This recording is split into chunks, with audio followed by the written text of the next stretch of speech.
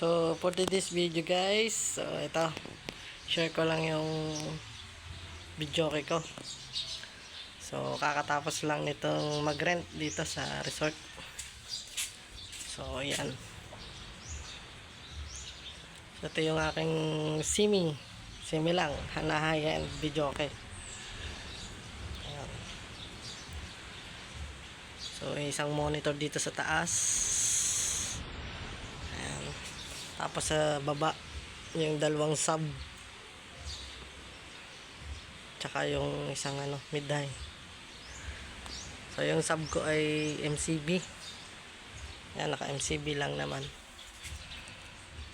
Tapos ito yung laman ng aking video call machine. Yan. So may equalizer, crossover. Yan, Sakura 733 yung ginagamit kong amplifier para sa mid-high. Para may siya sa mga mic. Ayan. Tapos ito power amp na class AB lang.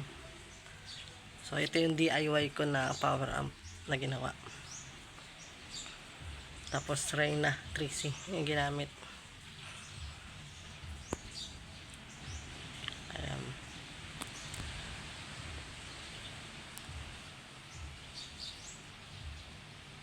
Tapos yung TV ay Divan na 32 inches, pero yung ganitong kalaking TV hindi na maganda, hindi siya advisable sa ganito kasi sobrang laki niya.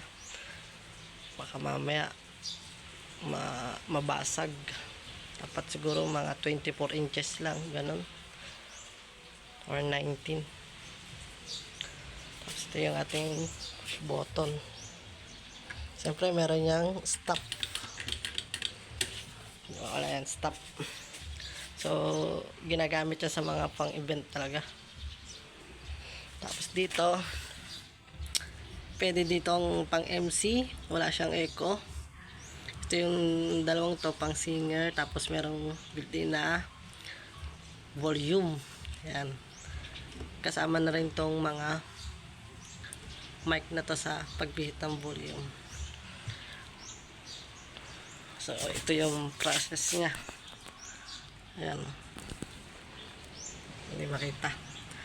Ayan, nakasalpak siya sa dito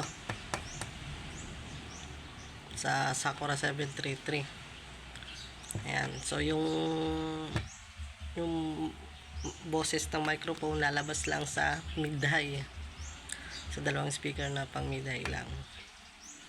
So para maiwasan din yung feedback. Ayan. Ayan o, yung balance o nakaganon.